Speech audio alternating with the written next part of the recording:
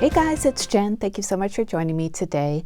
Today I have some project shares for AdornIt. I am an ambassador for their Dianna Marcum stamps, and I have some stamps that I shared in a previous video.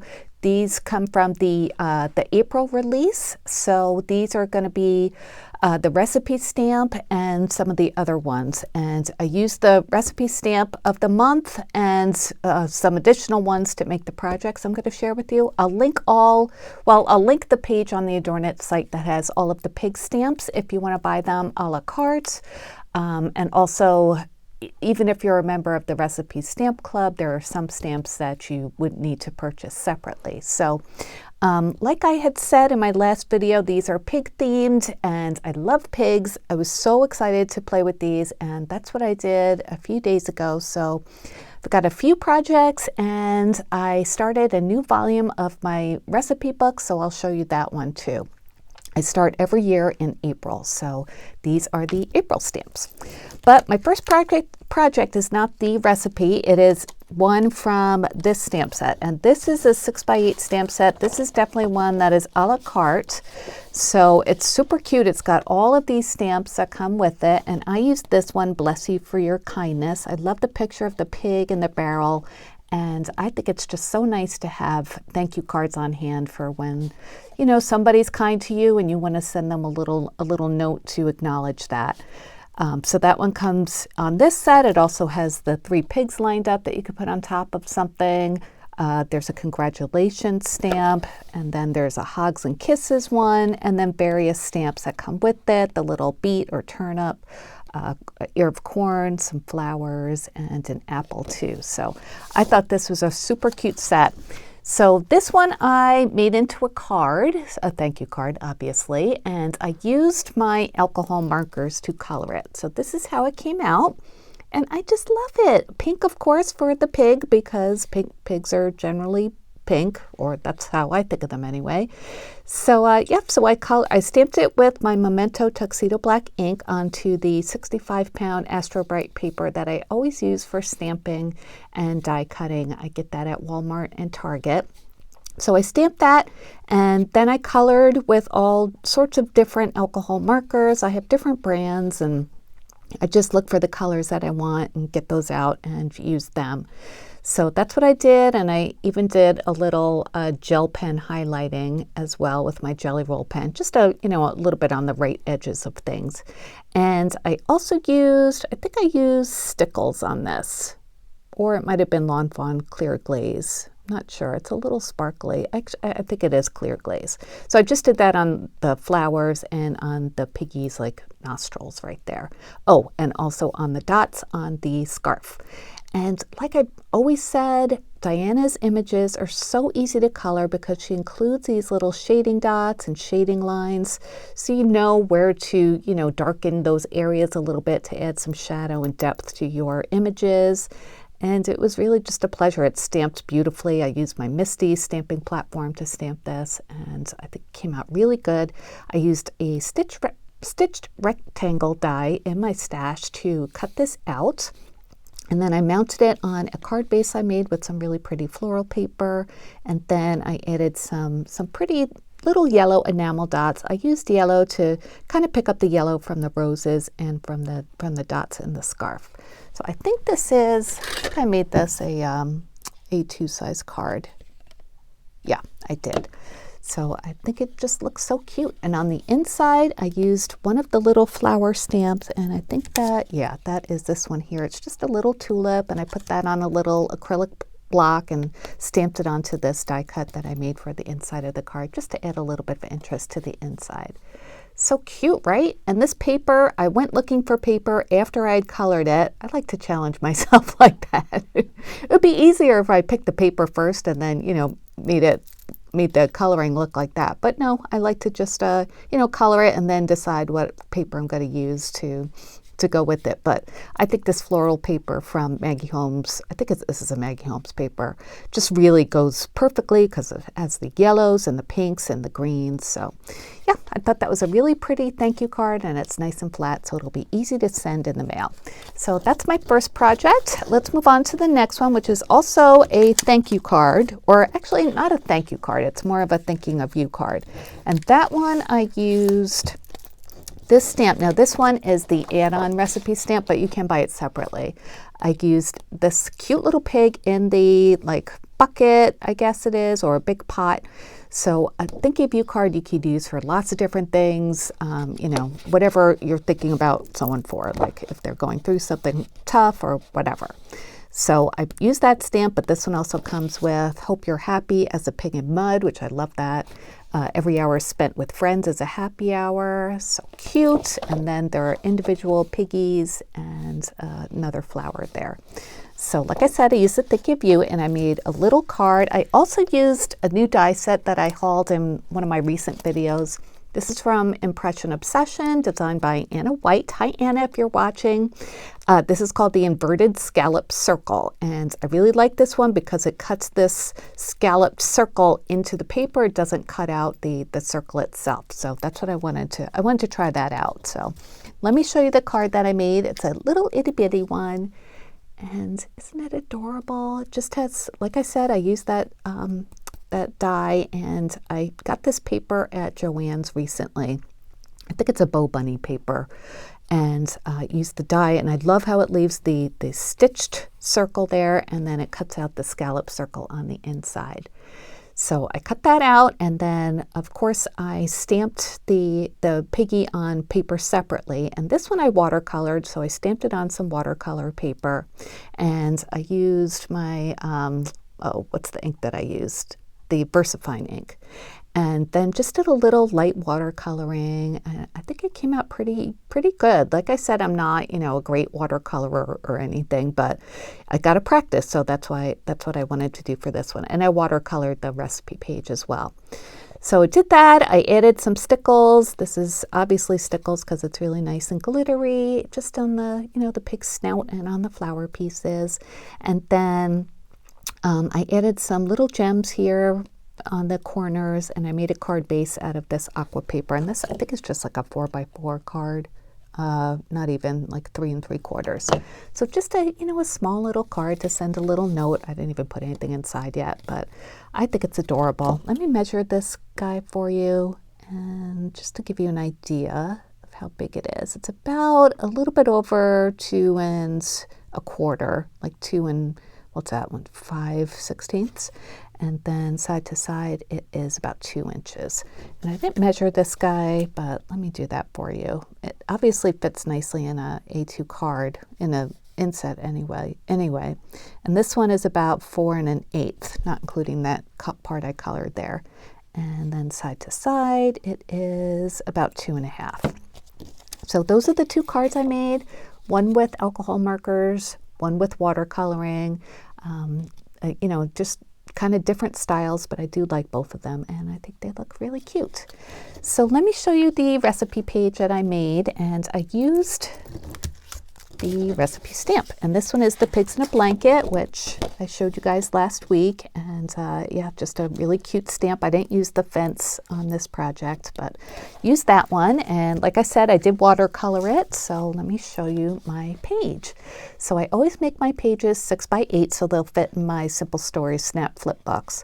So yeah, so I stamped it onto watercolor paper, and you can see the texture there, I think. And just did some watercoloring, and I had a lot of fun coloring this way. You know, like I said, it's not perfect, but I think it looks pretty good. And then since it's Pigs in a Blanket, I wanted to use paper that was kind of, I don't know, reminiscent of a blanket or something. So I had this It's a Girl paper pad from First Edition. I got it at Joann's a couple of years ago. I don't think they carry them anymore, but I'm sure you can find them somewhere else.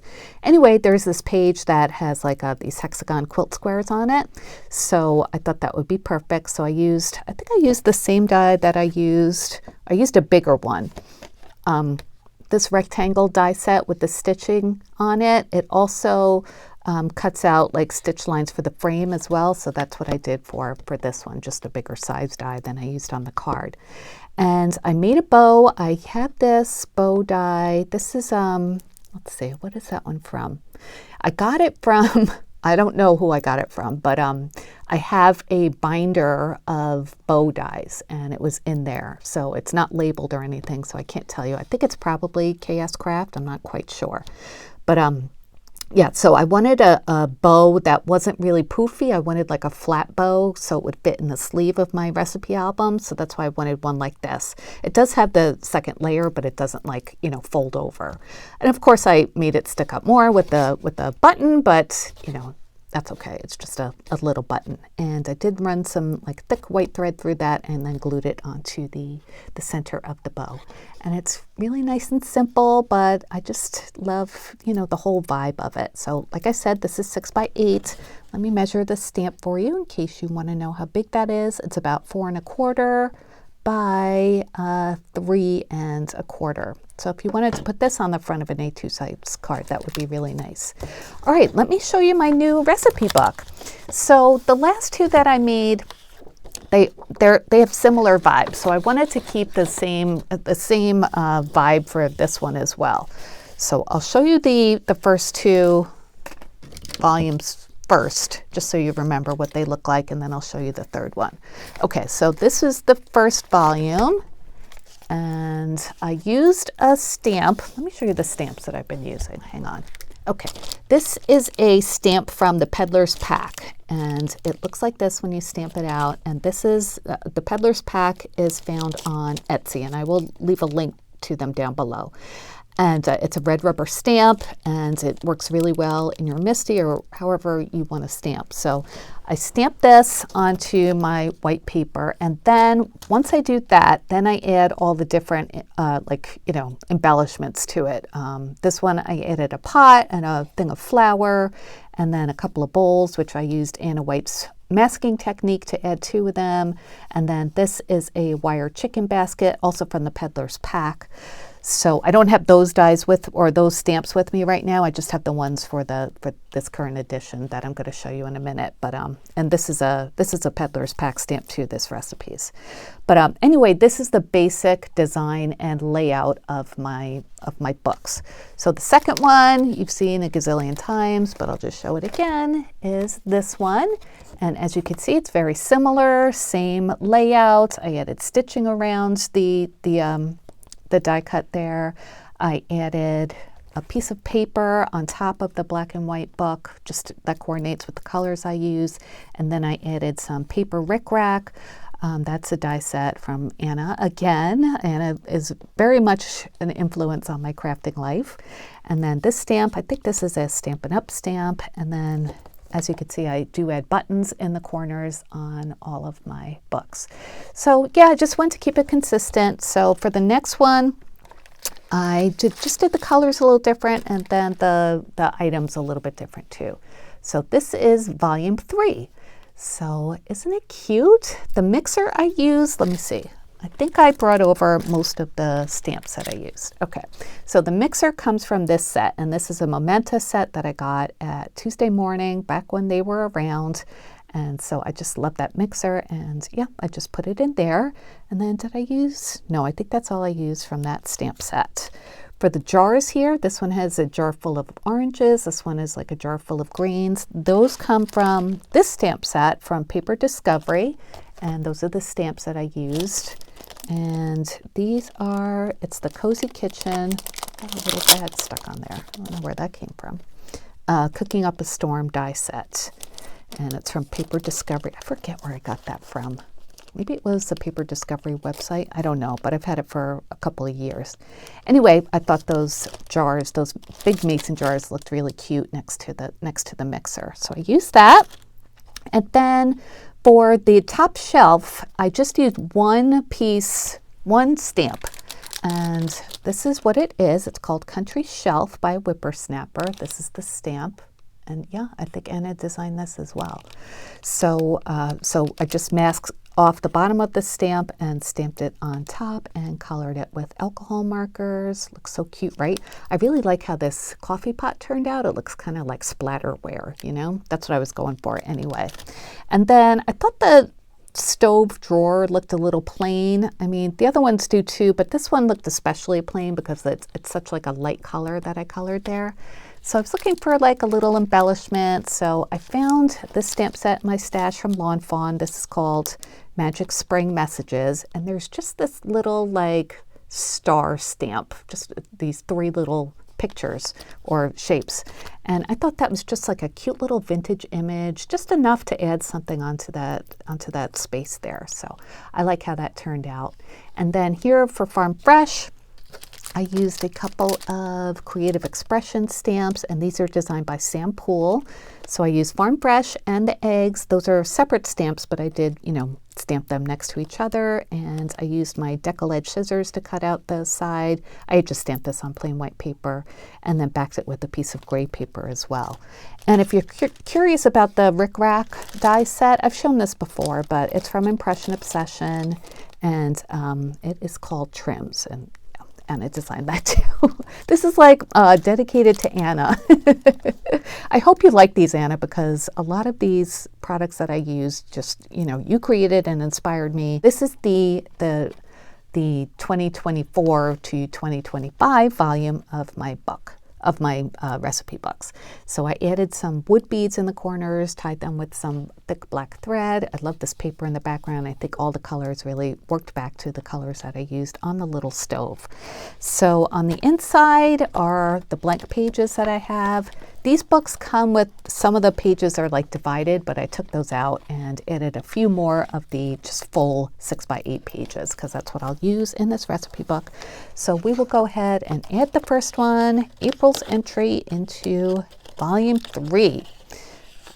Can't believe we're in volume 3 already. So yeah, they're just cute. They get cuter and cuter. I think the recipes, because Dianna just keeps creating, and she just is an amazing artist, and I'm just so honored to be able to receive her stamps and be part of the design team. As all the other designers are wonderful. I am in great company. So I hope you enjoyed these projects. Please like this video and please subscribe. It does help out my channel. So thank you so much to everybody who comes back and just interacts with me. I really do appreciate it and appreciate your time in watching what I've created. So thank you so much. All right, everyone, have a great day, and I'll be back soon. Take care. Bye.